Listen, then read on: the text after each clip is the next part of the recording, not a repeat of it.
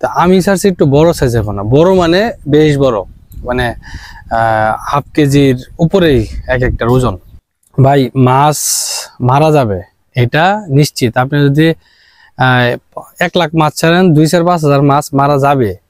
এত বড় মাছ কেন ছাড়লাম এটা নিয়ে খুবই সমালোচনার মুখ হলকার। তাদের বাজারে চাহিদা কার বেশি, এই জিনিসটা আপনি লক্ষ্য রাখবেন যে আসলে বাজারের চাহিদা প্লাস হচ্ছে যে গ্রোথ কোনটার বেশি হয়। আসসালামু আলাইকুম, আশা করি সবাই ভালো আছেন। গৃহস্থের আরেকটি ভিডিওতে আপনাকে স্বাগত জানাই। তো আজকে এখন আছি হচ্ছে আমার পুকুর পাড়ে, এটা হচ্ছে আমার ফিশারি। তো আপনারা জানেন যে আমি এখানে কিছু বাংলা মাছ চাষ করছি, বাংলা মাছ ছাড়া হয়েছে আর কি। তো এখানে মূলত এখানে আমি একদম গোনা মাছ ছাড়ছি। এখানে আমি এক্স্যাক্টলি 300টার মতো মাছ ছাড়ছি, রুই তারপর হচ্ছে মিরকা, রুই আর মিরকা ছাড়ছি, আর অল্প কিছু কয়েকটা জাস্ট গোনা 4-5টা করে মানে কার্পো আছে, আর হচ্ছে ইয়ে আছে কয়েকটা সরপুলি আছে। এই জাস্ট ধরেন যে রুই আর মিরকাই মূলত সব বেশিরভাগ। এখন আসলে এই ভিডিওটা করার উদ্দেশ্য কি? তো ভিডিওটা করার উদ্দেশ্য হচ্ছে আমি যে মাছ এখানে ছাড়ছি, এই মাছগুলো একটু বড় সাইজে ছাড়ছে। তো বড় সাইজে ছাড়ছি আমাদের দেশে বা আমাদের যে টিপিক্যাল গতানুগতিক যে মাছ চাষ, গতানুগতিক মাছ চাষের মধ্যে দেখবেন যে সবাই দেখা গেছে যে রেণু ছাড়ে, কেউ হয়তো বা মানে এই অল্প এই সাইজের পোনা ছাড়ে। তা আমি ছাড়ছি একটু বড় সাইজের পোনা, বড় মানে বেশ বড়, মানে হাফ কেজির উপরেই এক একটার ওজন। তো এই হাফ কেজি সাইজের মাছ ছাড়ার পরে এটা নিয়ে একটা সমালোচনা ঝড় বইতেছে, মানে একরকম, মানে কিরকম যে ফ্যামিলি থেকেও সবাই, কারণ এটাতে তো কেউ অভ্যস্ত না, ফ্যামিলি থেকেও মানে সবাই একটু অবাক হয়েছে। আশপাশে অনেকে বলতেছে এত বড় মাছ ছাড়ে কিনা, মানে অনেক কিছু আর কি। তো এই ভিডিওটা আসলে তাদের উদ্দেশ্যে যারা আসলে মানে অনেক কিছু নলেজ জানেন না, আর দ্বিতীয়ত হইতেছে যে মানে যে তাদের উদ্দেশ্যে যারা এত বড় মাছ কেন ছাড়লাম এটা নিয়ে খুবই সমালোচনার মুখর, তাদের জন্য ভিডিওটা। সরি। তো এটা আমি প্রথমে একটা উদাহরণ দিই। আমরা কোরবানির সময় কি করি? কোরবানির সময় তো আমরা সাধারণত মানে গরু যে আমরা কিনি কোরবানির উদ্দেশ্যে, ওই মানে মোটা তাজাকরণের উদ্দেশ্যে গরু কিনি। ওই গরুগুলো আপনি দেখবেন যে সবসময় 2 দাঁতের গরু সবাই খোঁজে, 2 দাঁত বা 4 দাঁতের গরু সবাই খোঁজে। এটা কেন খোঁজে, কেন খোঁজে?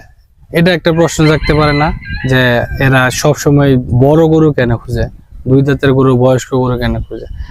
অ্যাকচুয়ালি হচ্ছে কি, আপনি 1 বছর বয়সে একটা গরু নিয়ে আসবেন, 1 বছর 1.5 বছর বয়স, ওই গরুটাকে আপনি 6 মাস পালবেন, পালার 6 মাস 1 বছর পালবেন।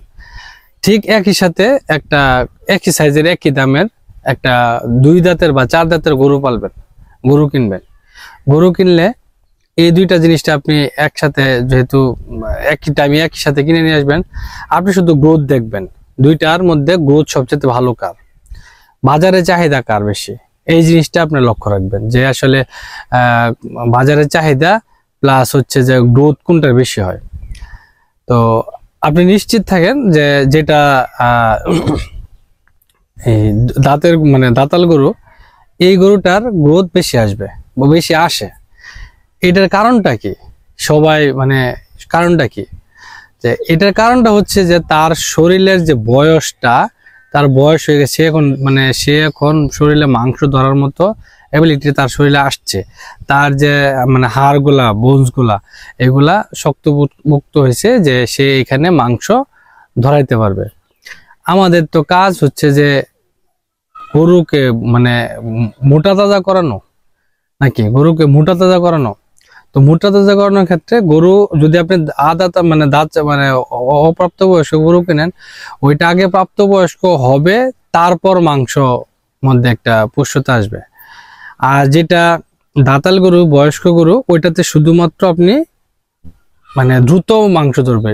মানে আমি বলতেছি না যে যেটা দাঁত হয় নাই বা মানে অপ্রাপ্ত বয়স্ক গরু, এটাকে এখনো আপনার ইয়া নাই, মাংস হবে না, মাংস হবে, কিন্তু মাংসের যে কোয়ালিটি ভালো হবে হচ্ছে যে দাতাল গরুর। দ্বিতীয়ত হইতেছে যে এই যে গরুটা বাড়বে দ্রুত, এটাই হচ্ছে মেইন কারণ। এই মানে এই লাইভস্টক সেক্টরে এটা বেসিক নলেজ, এটা মানে জানতে হয় আর কি গরুর বয়স সম্পর্কে। ঠিক এই এই কি বলে এই মাছের ক্ষেত্রে আপনি যারা মাছ নিয়ে কাজ করেন তারা হয়তো জানেন বিষয়টা। মাছের আপনার এখানে মোটামুটি একটু বড় সাইজের মাছ ছাড়তে হয় আর কি। তো বড় সাইজের মাছ ছাড়লে হয় কি, তখন মাছের গ্রোথটা বাড়ে। এটা হচ্ছে আপনার নিয়ম, প্রকৃতির নিয়ম যে রেনু সাইজ, রেনু 1 বছর বয়সে আপনি রেনু পালবেন, ছোট সাইজের রেনু। তো রেনু পালবেন আপনি 1 কেজিতে 1 লাখ 1.5 লাখের মতো পাবেন। তো ওইটা 1 বছরে ধরেন যে সর্বোচ্চ 5-6 ইঞ্চি বাড়বে আর কি, 5 ইঞ্চি 4 ইঞ্চির মতো বাড়বে, মানে ইয়ার বাড়বে আর কি। তো এটা আবার কি করে, এটা আবার তারা কি খাওয়ার জন্য বিক্রি করে? খাওয়ার জন্য তো বিক্রি করে না। এই জিনিসটাকে তারা আবার অন্য যারা হচ্ছে যে মানে মজুদ পুকুর থেকে, যে প্রথম ধানি পুকুর থেকে মজুদ পুকুর নিয়ে আসে, মজুদ পুকুর থেকে এরকম ইয়েতে নিয়ে আসে। তো এর মজুদ পুকুর যখন যায়, মজুদ পুকুর থেকে এই যে আমরা নিয়ে আসা এটাকে আবার নার্সিং করানো হয়, আবার পুকুরে এটা ছেড়ে এটার গ্রোথটা বেশি আসে। তো এই জিনিসটা আমি আসলে বুঝাইতে পারতেছি না অনেকটা। এটা নিয়ে আমি আসলে মাছ ছাড়ার পরে কয়েকটা মাছ মারা গেছে, কয়েকটা মিরকা মাছ মারা গেছে। আপনারা জানেন যে মিরকা মাছ একটু দুর্বল সাইজের হয় সাধারণত, এটা সবাই জানে, তারা একটু দুর্বল হয়। তার মধ্যে কয়েকটা মাছের মধ্যে একটু ডিম আসছিল, মাছগুলো বেশ বড় বড় মাছ। তো ওই মোটামুটি ধরেন 600-700 গ্রাম সাইজের মিরকা মাছ এক একটা। তো বড়, মোটামুটি বড়ই। আমি এটাই মানে ছাড়ছি পরীক্ষামূলক ভাবে। তো এটা হচ্ছে যে মেন কাজ। তো মারা যাওয়ার পরে সবাই তো আমার মানে ইচ্ছা মতো কিছুক্ষণ বলতেছে আর কি। বাড়ির থেকে ফোন দিছে, আমি তো ঢাকা চলে গেছিলাম, বাড়ি থেকে ফোন দিছে। এরপরে আশপাশে কয়েকজন ওই আমার পাড়া প্রতিবেশী আছে, তারাও খুব চিন্তা ভাবনা করতেছে বিষয় নিয়ে। এত বড় মাছ ছাড়ছে, মাছ মারা যেতেছে। ভাই মাছ মারা যাবে এটা নিশ্চিত। আপনি যদি 1 লাখ মাছ ছাড়েন, 2-4-5 হাজার মাছ মারা যাবে, এটা আপনার মাইনে নিতে হবে, কিছু করার নাই। তো এই জিনিসটা বুঝতে হবে আপনার। তো আমি সবগুলো মিরকা মাছই মারা গেছে, ভাইসে উঠছিল আর কি। আমি যেদিন মাছ ছাড়ছি ওই দিনই সকালে, ওই দিন দুপুরেই আমি প্রায় 5-6টার মতো মাছ তুলছি আর কি।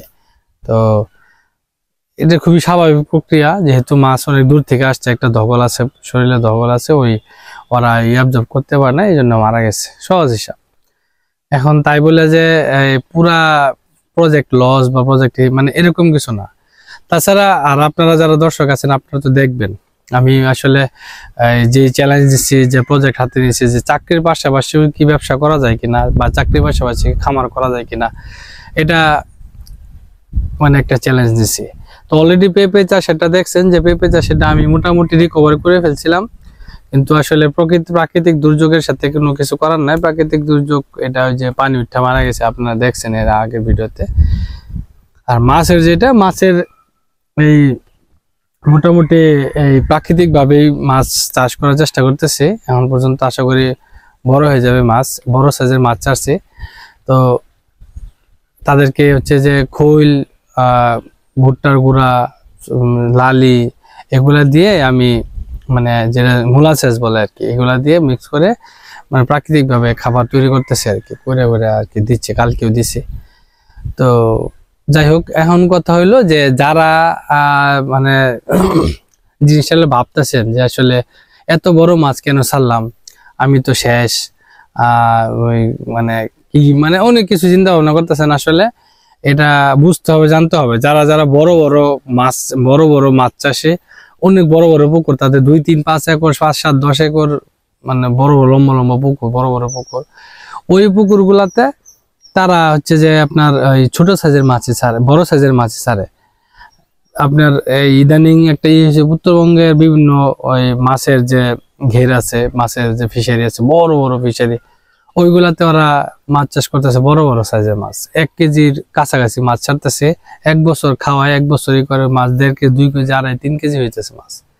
ঠিক আছে, এখন দেখা গেছে যেহেতু আমার পুকুরটা খুব বেশি বড় না, পুকুর ছোট সাইজের পুকুর, তো এই পুকুরে এই সাইজের মাছ দেওয়া ছাড়া কোনো উপায় নাই। যেহেতু আমি ওই শিং মাছ বা অন্যান্য মাছ করতেছি না, বাংলা মাছ করতেছি, কিন্তু বাংলা মাছের ওই ছোট সাইজের মাছ দিয়ে কোনো লাভ নাই, বড় সাইজের দিচ্ছি তাড়াতাড়ি বড় হয়ে যায়, এটাই। তো আশা করি আর মানে ভিডিও লম্বা করব না। এই তো যারা চিন্তা ভাবনা করতেছেন যে আসলে কেন আমি এত বড় মাছ ছাড়লাম, কেন এই করলাম, প্রথমত মাছ প্রাকৃতিকভাবে কিছু মাছ মারা যাবে, এটা সব ক্ষেত্রে সব জায়গাতে মারা যায় প্রথম। আর দ্বিতীয় হইতেছে যে ওই বয়স হওয়ার পরে মাছ যে গ্রোথ, এই গ্রোথের মাত্রাটা বেশি। আপনি যখন এই ছোট মাছ, যেটা আগে বললাম, ছোট মাছ আপনি পালবেন 1 বছর, যেটা 2 ইঞ্চি বড় হবে, আপনি বড় মাছ পালবেন ওটা 4 ইঞ্চি 5 ইঞ্চি বড় হবে। এটাই হচ্ছে যে নিয়ম। তো এটাই হলো কথা, যে সবাই দোয়া করবেন, আপাতত সবাই দোয়া করবেন। আজকের মতো আসলে এখানেই শেষ করতেছি। তো তাদের জন্য বার্তা এটাই, যে আর আমাদের সাথে থাকবেন আশা করি, আর চ্যানেলটা সাবস্ক্রাইব করে রাখেন যদি কোনো উপকারে আসতে পারে আর কি। সবাইকে ধন্যবাদ। আসসালামু আলাইকুম।